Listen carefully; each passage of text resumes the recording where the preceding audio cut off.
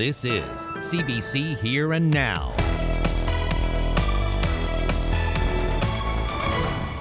City of Mount Pearl has a problem. A resident tried to vote by mail right here, put in his ballot. Somebody didn't like his choices, so they changed all the names. Voter tampering. That's coming up.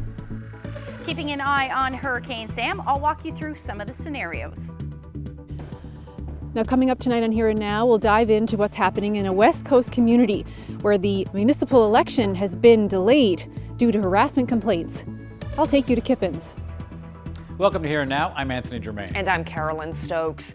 Well, the number of COVID cases continues to grow. The focus area, central Newfoundland. And we have some sad news tonight. Another person has died from COVID-19 in this province. It's the 8th death here since the start of the pandemic. Here Now's Peter Cowan has some more details. So, Peter, what can you tell us? Carolyn, we know a little bit. The man was from central Newfoundland. He was in his 60s. One of the questions people have had since this news first came out was he vaccinated? Well, neither the Department of Health nor the medical officer of health will say. They say that's considered personal health information, so they won't provide the details. But in my interview with the medical officer of health, she says there is enough data from across the country that shows that vaccines are effective at preventing serious illness or death. We have that information, knowing that what happens to one person doesn't give us that information, but looking across a large number of people in the province, in the country, in the world, we absolutely have that information. So we do know that the vaccine does help to prevent getting the infection. If you get it, prevents it from severe infection, and then you're less likely to die from COVID-19. So let's break down the latest on the other cases. There were 25 new cases announced today. 3 of those are in Eastern, so the other ones, they're all in central Newfoundland. Now, one of those was related to travel. The source of all the others, though, they're still investigating that. So in total, there are now 155 active cases in the province. The last time we had this many cases was early March when we were dealing with the cluster of cases in the Mount Pearl area. In total, there are 6 schools that have been affected by COVID in the province. New World Island Academy is moving to online learning starting tomorrow. That's because there have been multiple cases there tied with the school. The other schools, though, are all remaining open, even as individuals are asked to test and get isolated. The 2 main clusters remain in the Twillingate and the Bayvert area. Dr. Monica Dutt said the numbers are starting to go down in Bayvert. In Twillingate, the deputy mayor says with the rising cases there, people are listening and they're staying home. Still a few tourists around, but not many, and it's just unheard of this time, to see such little activity around. Some of the restaurants in town have gone to, instead of offering full service in-service, they've offered takeout only. So I think everybody is chipping in and doing their part to try to keep things at bay as best as possible.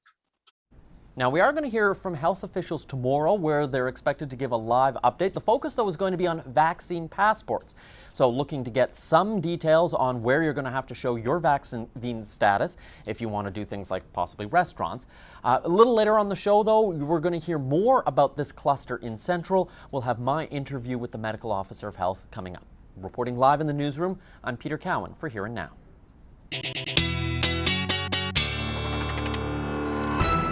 Well, after a pretty beautiful weekend, we saw lots of rain earlier today for eastern areas of the island. Temperatures climb, though, 20 degrees in St. John's this afternoon. Similar temperatures as you head towards Badger, 22, 23 degrees. And then we've got those single-digit temperatures again up across Labrador. 6 degrees was the afternoon high in Nain today. But you can see a little bit of humidity in the air as well. Gander feels more like 25 and feels more like 26 in St. John's right now. We saw that humidity creep up this afternoon as those temperatures climb. You can see those winds currently out of the south and southwest, and we saw those showers move off earlier today. Like I said, that heavier shower activity. If I zoom in a little bit, you can see some lightning activity as well for portions along the northeast coast. That risk will continue for the next couple of hours, but that should move offshore. I'll get into all the details and the forecast when I come back.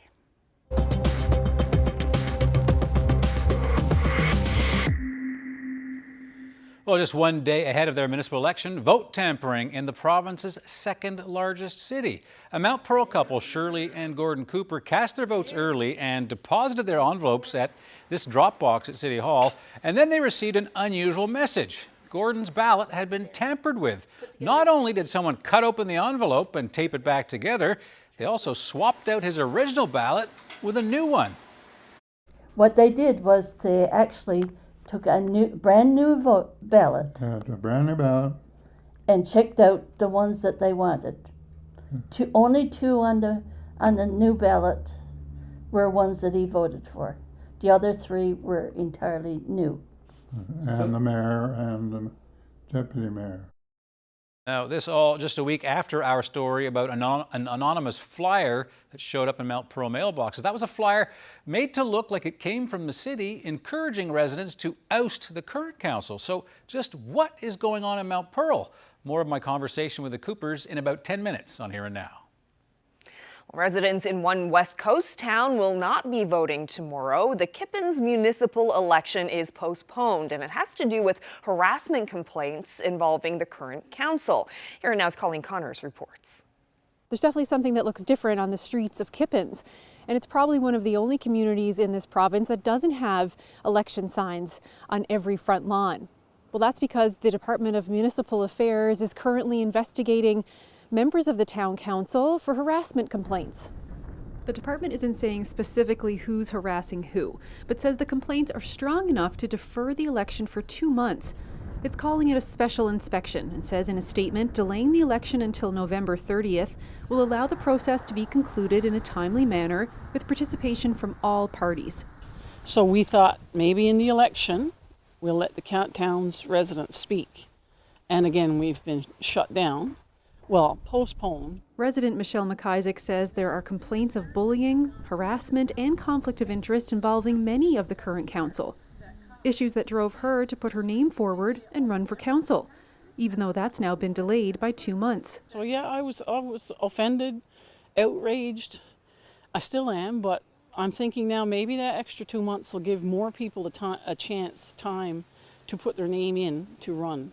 While she is disappointed she can't run until November, McIsaac just hopes the Department of Municipal Affairs does a thorough investigation and that the next council is different from the current makeup. The Department of Municipal Affairs is developing legislation that will require all municipalities to establish a code of conduct for councillors and employees, which will empower municipalities to identify and address respectful workplace issues. As government looks into these harassment complaints, the current town council will continue to conduct its regular duties. Well, I reached out to the current mayor and deputy mayor of Kippens for comment, but neither of them got back to me. The Department of Municipal Affairs says that their inspection into these harassment complaints is almost complete. Colleen Connors, CBC News, Kippens. The provincial government says finalizing a deal with the federal government to prevent skyrocketing power rates is going to take a little longer than first expected. When the $5.2 billion rate mitigation agreement was first announced in late July, government officials said they were aiming to finalize it by the end of September. But now a statement from the provincial government says work is continuing on the definitive agreements. Things are progressing. However, it appears there will be some delays. Now, this latest statement follows a statement on Friday, which said the province, the federal government, and the Innu Nation have asked a Newfoundland Supreme Court justice to defer the release of his decision on the Innu Nation's request for an injunction on the agreement. Now, that request was made to allow the three parties to hold yet more discussions. Well, some families in Happy Valley Goose Bay are dealing with flooding in their home, not from the weather, but from groundwater. What's worse, their insurance policies don't cover it, and there's been no help from the town. As far as we can tell, about 10 families have been affected by the flooding, but it could be higher because some homeowners won't go public because they're afraid of what it might do to their property values. Now, one of our newest reporters in Happy Valley Goose Bay, Rafsan Farouk Jugol, spoke with two of them. May 13th, the Keats family realized that their basement was being flooded with groundwater. And soon after that, we had town staff show up to test the water using a piece of equipment that showed that there was no chlorine content. So that determined that it wasn't a busted pipe or something. It was coming from the outside.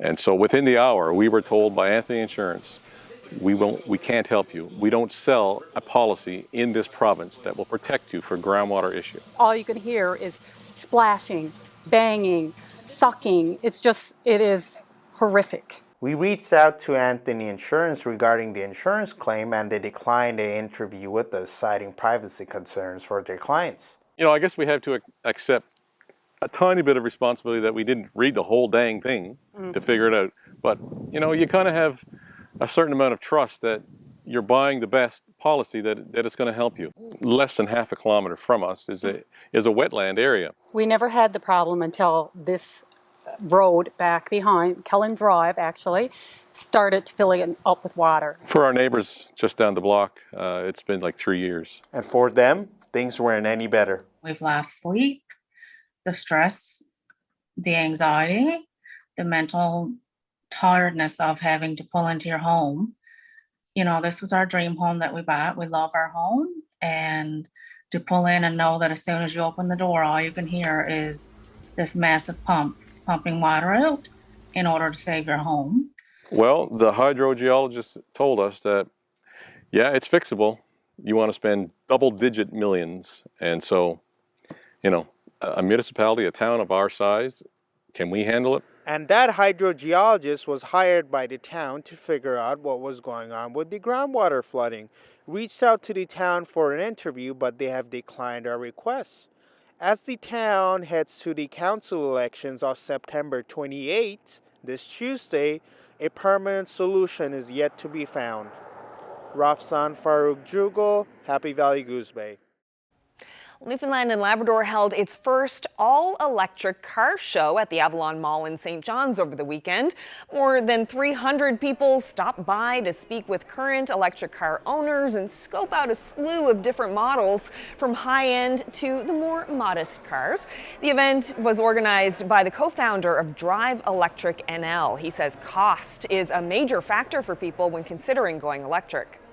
The electric cars are actually now on par with the price of a similarly sized gas vehicle in reality. And don't forget, of course, your ongoing costs then are considerably lower. And the electric cars will tend to last a lot longer because you have a lot less parts that require extensive service, a lot less parts that are expensive to replace. The models on display included Nissan, Hyundai, Ford, Volkswagen, and one exhibitor recently purchased the Tesla Model Y. Craig Putt says kids used to dream about Porsches, now it's all about electric. And that right now they're saying that you probably can't buy a gas car past 2032, a new one.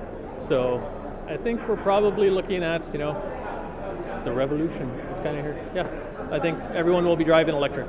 Even the kids now, they're saying all they want is a Tesla or something like that. Well, after a wet start to the week, it does look like we're going to see more rain on the way for parts of northern portions of Labrador. Except a quiet day for the island. I'll get into all those details when I come back.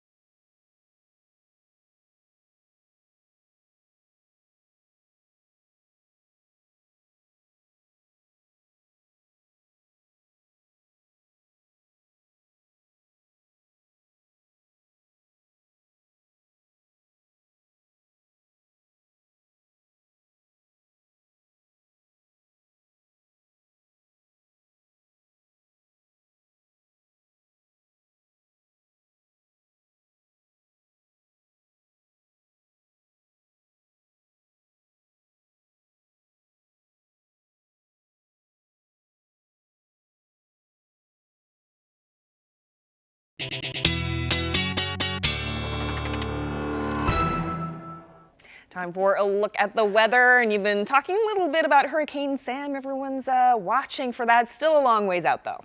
Yeah, I think everybody's talking about it because we did just see Larry, and obviously there's a little bit of wanting to talk about it for sure. It is still, if we do see any impacts from it, though, it'll be late next week, or late this weekend rather, or early next week. So definitely going to keep an eye on it. I will talk about it a little bit later in the forecast, but we do have a whole week's worth of weather to get there, and actually that will kind of help determine what is going to happen with Hurricane Sam as we head through the next couple of days.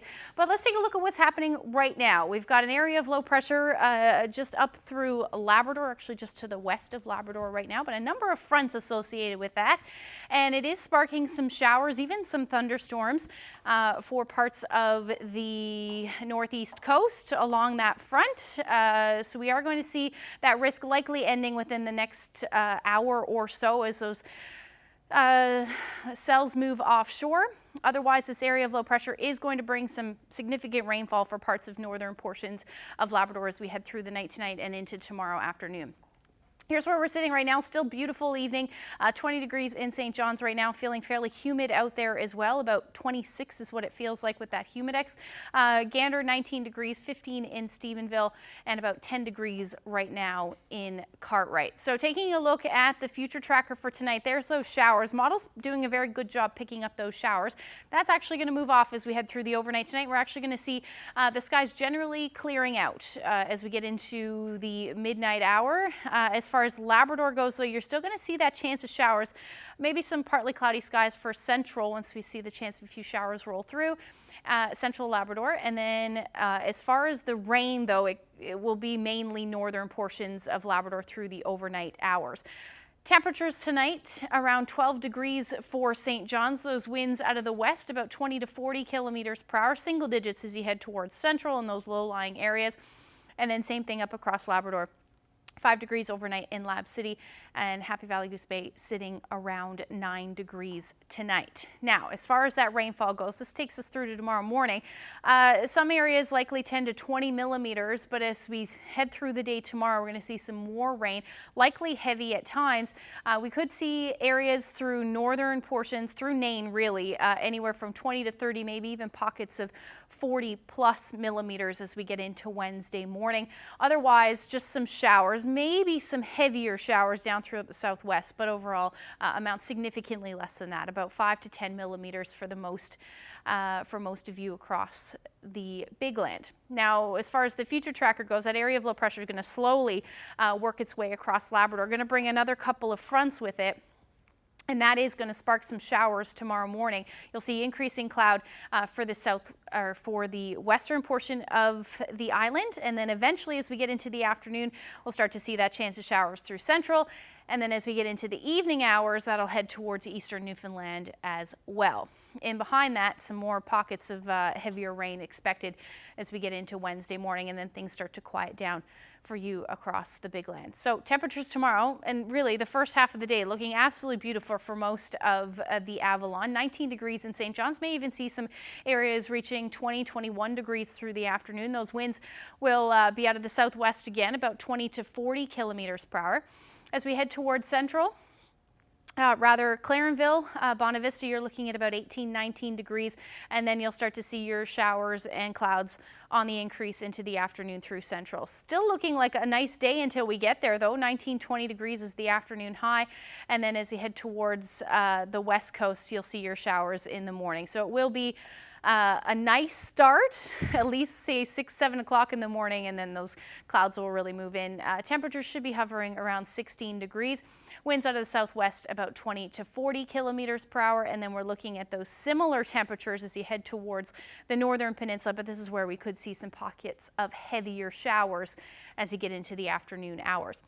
Towards Happy Valley Goose Bay, you're looking at a high near 13 degrees tomorrow. Going to stay in those single digits, though, for Lab City and northern Labrador with those heavier rain showers continuing. The winds will be out of the northeast for you about 30 to 50 kilometers per hour. So like I said, going to talk about Hurricane Sam and the potential scenarios. There is a whole lot going on, and even an area of low pressure over the Great Lakes could affect what happens over the next couple of days. But I'll try to get into some of those details and explain it to you when I come back.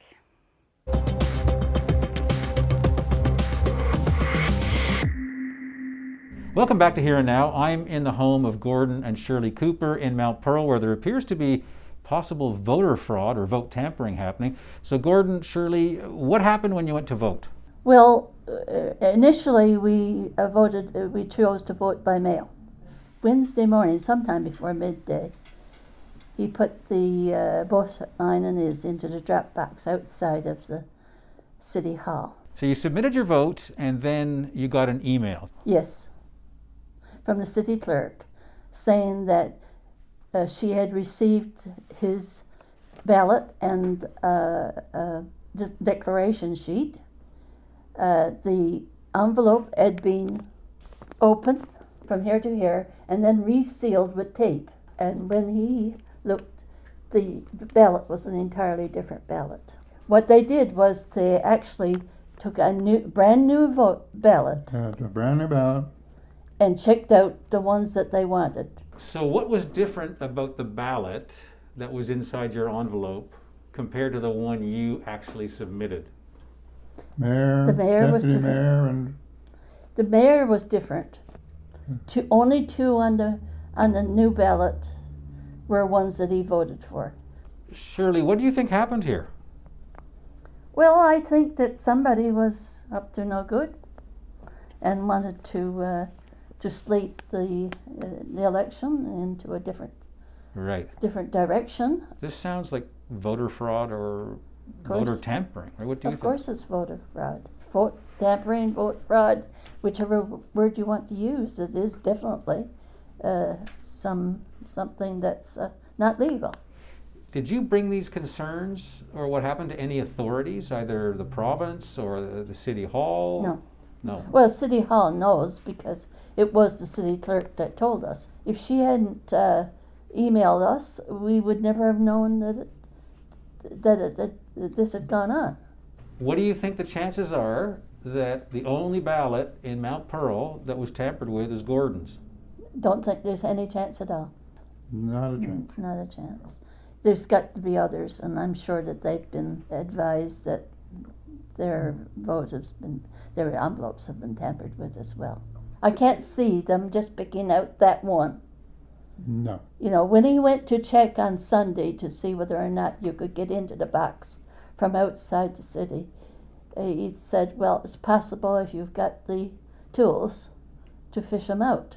And then all the person would have to do is have a blank ballot. Well, that's easy enough to do because you could have a kit like this and photocopy extra ballots. Right. So I just want to be clear here. As far as you know, there would be some people who have access to the lockbox. The people inside would have access to the ones who are authorized for the lockbox. And I would think that there would be a group of people when the box would be open. Right. Because I've done elections and, you know, I know what the usual. But there's also a chance you're suggesting that someone might be able to fish outside. one Outside.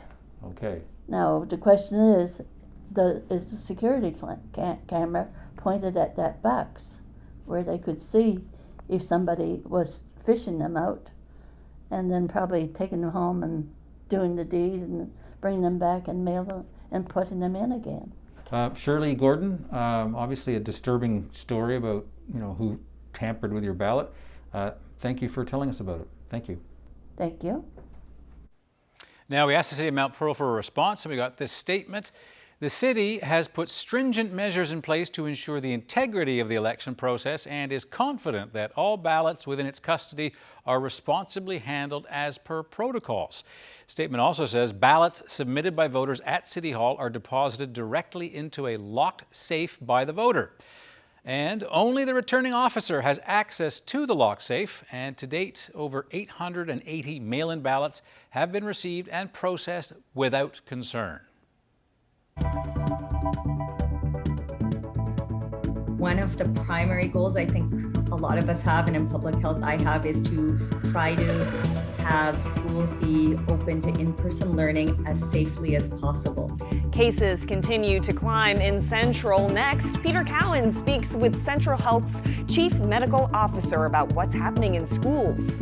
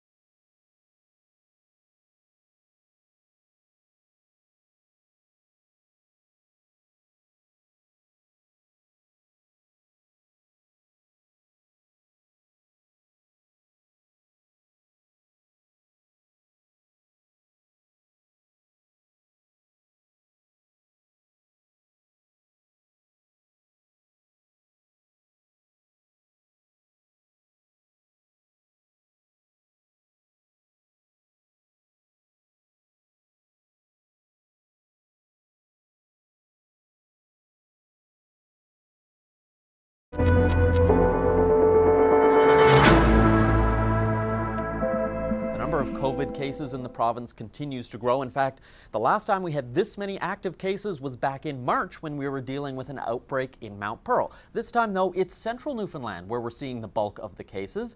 Dr. Monica Dutt is the Medical Officer of Health, and she joins us now. Thanks for joining us. Hi, thank you. So today is another day where we're seeing a lot of cases focused in Central. Give us an idea here. We've got a bunch of schools affected. Where is transmission happening? How is the virus spreading right now? So we have a few different areas, and we still need to see if there's more of a connection between them, but geographically they're somewhat separate. So we've had the people diagnosed in the Bayvert Peninsula area, which has been about a week and a half of public health follow-up there between the personal care home that was impacted and then the people who have had COVID-19 in the community. So that has been a significant investigation and follow-up and lots of testing and people who had to take public health recommendations and isolate and quarantine after they may have been either a close contact or someone who's positive. And then we also have generally around the Twillingate, New World Island area, we've had in the last week or so a number of people there who have been diagnosed with COVID-19. And as you've said, there's been some connections to schools, and every school situation is slightly different. It may perhaps be one person who was in a school during their infectious period, or it may be more than one. And so each school has very specific follow-up that's happening with them. There is one school that's going to online learning because there have been quite a few cases tied to that school, but most other schools are staying open even if they have cases tied to it. That's created a lot of anxiety for parents who are wondering, should I be sending my kid, even if it wasn't someone in their class, knowing that there were cases in the same school, that they were sharing the same hallways or out on the same playground? Why is it safe to keep these schools open even when we are seeing cases?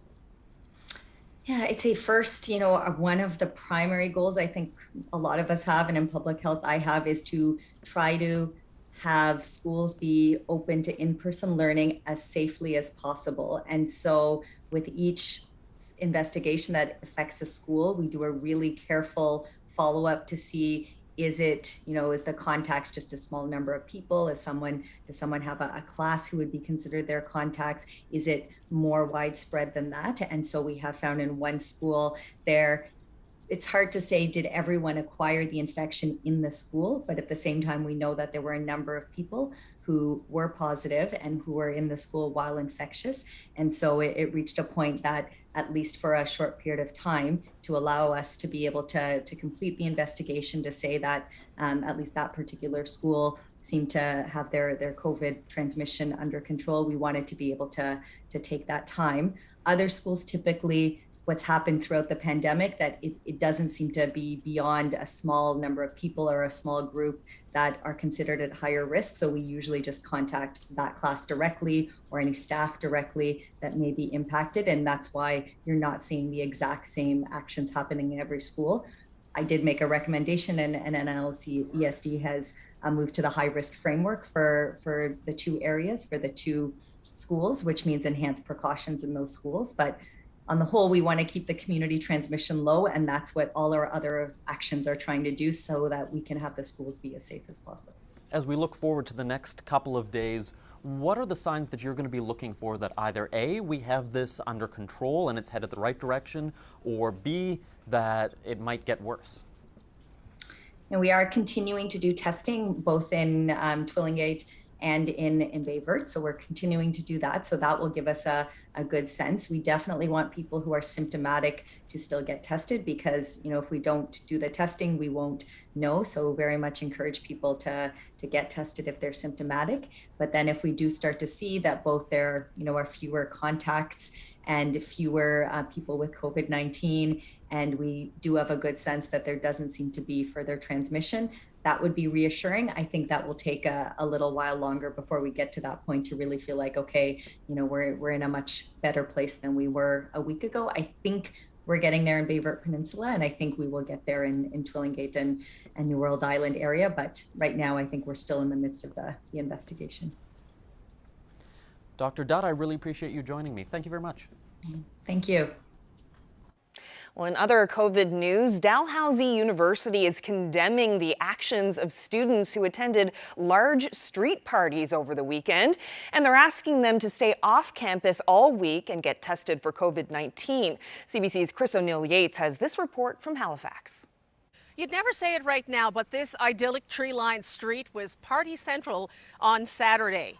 The university word made it around that there was a party through social media, and the university administration asked people not to attend, but that didn't stop the thousands who turned out, starting here on this street and moving later in the evening to another street. The police have arrested 10 people for disorderly behavior. Other citations have been given to people who were drinking in public.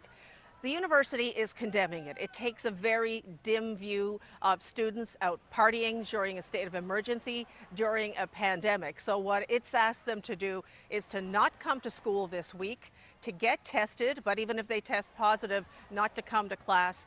That may mean that some people don't get classes this week, but administration is saying so be it. We talked to some people on the street who were interrupted all weekend by the goings-on here, and they're not too happy. Some people said they were actually quite terrified of what was happening because it is a mixture of residential and student accommodations here. So Dalhousie University says the people who took part in this activity, this party on the weekend on Saturday, will be punished. That punishment could range from mandatory training to probation to expulsion altogether. Even though it didn't happen on university property, they say that it's within the code of conduct that they maintain good neighbors and that this party over the weekend was anything but neighborly. Chris O'Neill Yates, CBC News, Halifax.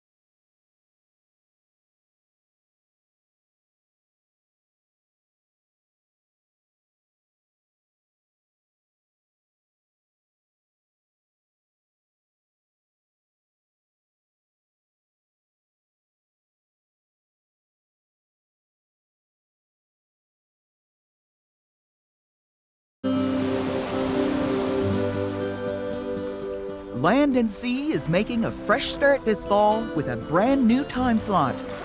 Beginning this Sunday, we'll be seen at 1:30 on the island, 1 o'clock in most of Labrador. And wait for it, there are new shows coming, beginning October 31st, our Halloween treat to you.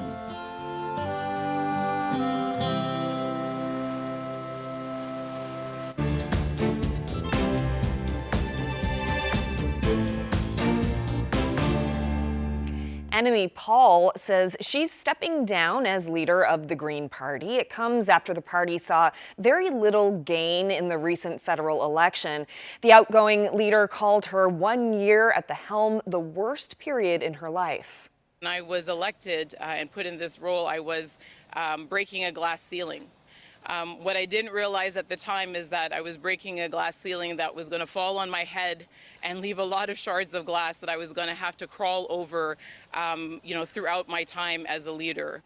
Paul also lost in her own riding of Toronto Centre in last week's election. She blamed the party's performance on a lack of strong funding and resources needed to run a successful campaign. Nationally, the Green Party earned less than 400,000 votes this time compared to more than 1 million in 2019. To Northern Ontario, where 39 miners trapped underground are now making their way to the surface after an incident that happened yesterday afternoon. Mining company Vale says the workers are using a secondary ladder system to get out of the shaft of the Totten mine in Sudbury. A mine rescue team is helping out. Company officials say nobody was injured and they expect all the trapped workers to reach the surface by tonight. Vale says the miners have access to food, water, and medicine, and they have stayed in frequent contact since yesterday's incident. Britain is in the midst of a major fuel supply crisis, and the government is considering using the army to help ease disruptions. Long lines of vehicles have formed for days at many gas stations across the country. Thousands of pumps in major cities like London, Birmingham, and Manchester are running completely dry. The reason? A shortage of truck drivers, and the government is looking to issue temporary visas for as many as 5,000 foreign workers. The UK is estimated to be short as many as 100,000 truckers because of the pandemic, an aging workforce, and the exodus of foreign workers after Brexit. The government is asking people not to engage in panic buying or hoarding.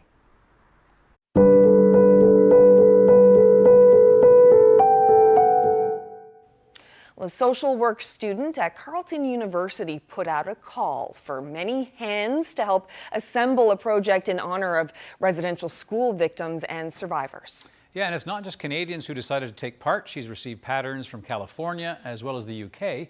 Now, Deborah Young is also Cree, and she says the most powerful part of this hasn't been the colorful creations that she's getting in the mail, but rather the stories behind them.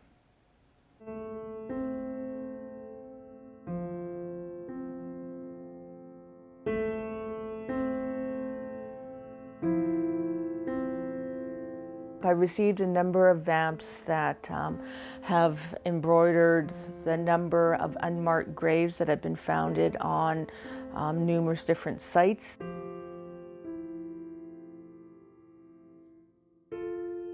This one, she beaded with orange beads 104, and that represents the number of unmarked graves in Brandon. She beaded teardrops falling onto the ground. There was one piece that was created by the 9-year-old boy who is autistic. This is, I think, one of my favorite vamps because it's created by a child. My name is Deborah Young. I am a Cree woman and I'm a PhD student at Carleton University with the School of Social Work. One vamp coming from Calgary, Alberta. And after I heard the news back in May with the discovery or rediscovery of the unmarked graves at Kamloops Indian Residential School, I made a call for 215 baby vamps that I will donate to the School of Social Work to engage in a conversation around colonial violence in Canada. A vamp is the top of the magazine, and I put a call out for only a single vamp to represent the incomplete journey of the child.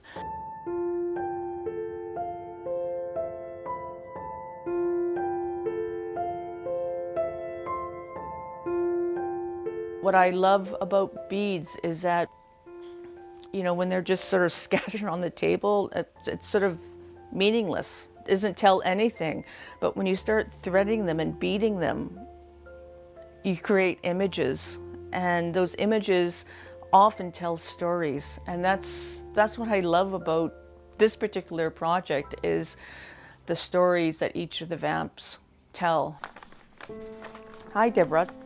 Here's a vamp I made for my great uncle Sidney. Sidney was born in 1920. He lived in Akwesasne and was taken away to a school at a young age. My gran used to say, I don't know what they did to him at that school, but it wasn't Sidney anymore when he came home. Thank you for letting me tell his story and finding a way to mark his life as a child who mattered. I wanted to make this look like something his mom would have made him in the 1920s.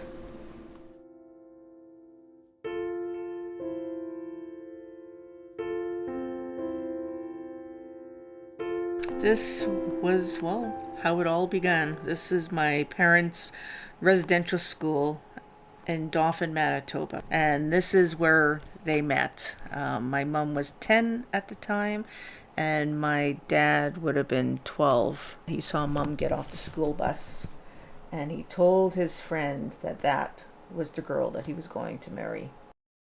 I am first intergenerational residential school survivor. Both of my parents went to residential schools. My dad was 5 years old when he went to Prince Albert residential schools. My mom, she was 10, and her first school that she went to was Brandon Industrial School in Manitoba. That was part of our family conversations that there were unmarked graves behind that school. So when I heard of this news, like everyone else, I was shocked, but I wasn't really shocked because I knew those sites, those graves existed beyond the tree line in the back of the school.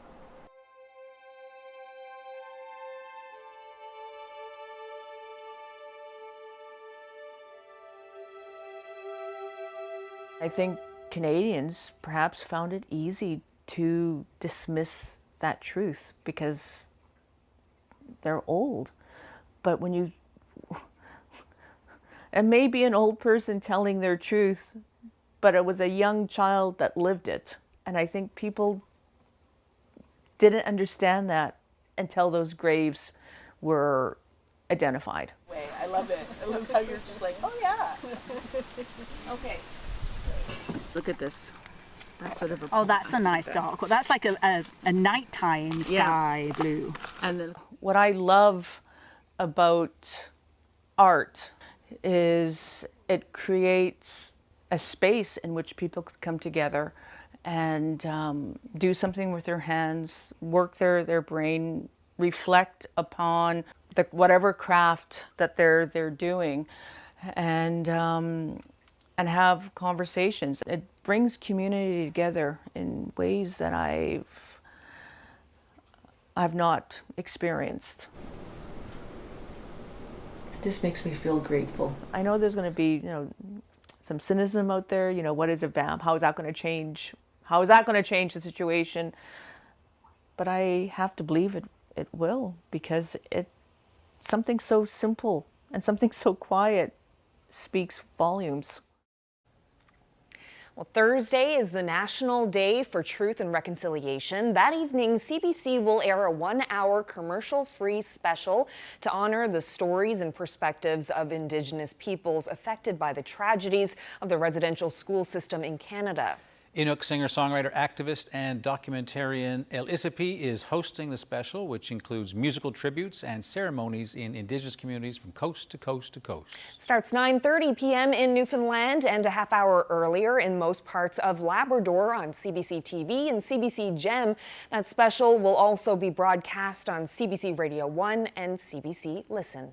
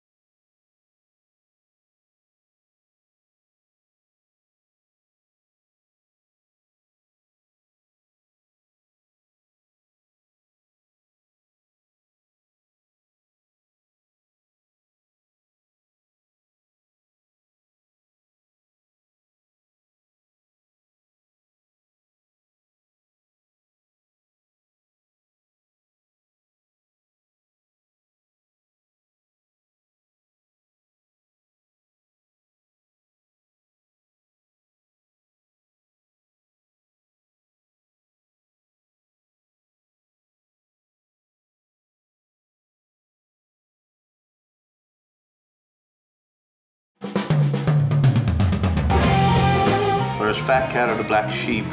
Very fortunate to still have this room. There's a community in the Black Sheep. I remember it vividly, actually, the first day I held sticks. I want to capture the gigs, I want to capture the facial expressions. You're creating the song that you want to hear. That made me feel better listening to that, and maybe I could write my feelings out and see how I like that. It's really all about the music.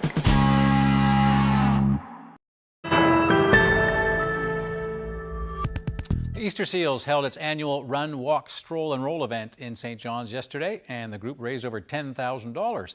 And that money goes towards funding their programs and services which assist people with disabilities in the province. Easter Seals provides a fully accessible and inclusive building and park for those people with disabilities living in the province, and those programs allow them to come up and socialize and get active and also build skills that they need.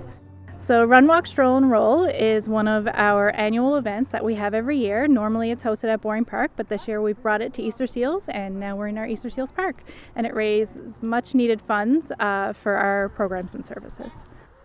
Our daughter has cerebral palsy and some other challenges, and one of those is communication, so we don't always get a chance to participate in regular school programs or community-run organizations. So Easter Seals House has allowed us since a very early age to participate in music therapy, summer camps, swimming. Let's Get Active on Saturday mornings, and just allows our daughter to be a regular kid and just enjoy life.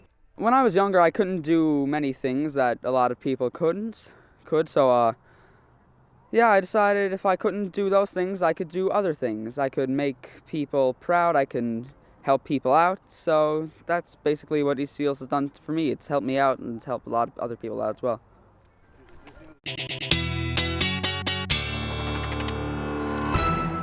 It's always interesting to find out the hurricane names. We've had Larry, Odette recently, and now Sam. Yeah, it's interesting how they choose the names. I kind of wonder how that happens. Yeah, so they have 6 lists that they choose from every year, and then every 6 years they continue to work through them. And if a storm is particularly dangerous or damaging, they actually retire those names, and then they get it a new name. Oh, really? Yeah. Did not know that. Yeah, it's very interesting the way that it works. But let's just take a look at the names that are left. We've had a pretty significant season this year, and there's really only Victor and Wanda left as far as those name storms go, and we still have quite a bit of hurricane season left. So what we're going to talk about now is Hurricane Sam. Currently a Category 3 storm expected to potentially intensify to a Category 4 and then head towards the North Atlantic as we get into the weekend time frame at this point. A number of things to look at as we head through the next couple of days, and I'll just show you briefly and as quickly as I can, or at least as easily as I can, what's happening. So when we start talking about hurricanes, any weather system really, you start talking about what's happening in the upper level. So we've got an area of low pressure, an upper level low over the maritime provinces as we get into Monday. Now what happens, there's the hurricane there. It starts interacting with those features as we get into the Saturday, Sunday timeframe. You can see as that low, that trough pulls the hurricane. And it looks like there's a number of potentials that could happen. We could see that trough interact with it and pull it closer to Newfoundland, Labrador. It could pull it further south as we get into Sunday and Monday. So that is definitely something that we'll be watching, and it's what happens over the next couple of days that will determine that. There's still a lot of uncertainty in just what is going to happen with that area of low pressure and how it interacts with the storm as we get into the week. So I'll certainly keep you posted as we head through the next couple of days, but it will be something that I will be talking about through the week for sure. So as far as the forecast goes, a little closer to home at this point, Wednesday is looking unsettled as that area of low pressure brings some of that rain with it. So 21 degrees in St. John's. We're looking at some beautiful temperatures in the east. However, back down to the teens for central and single-digit temperatures, the story for Labrador. We're going to stay on that cool side again on Thursday and then into the teens, but unsettled as we get into Thursday for the island. Now, after that, there's those temperatures. They're going to climb back up. It looks like at this point we could even see some humidity move back in.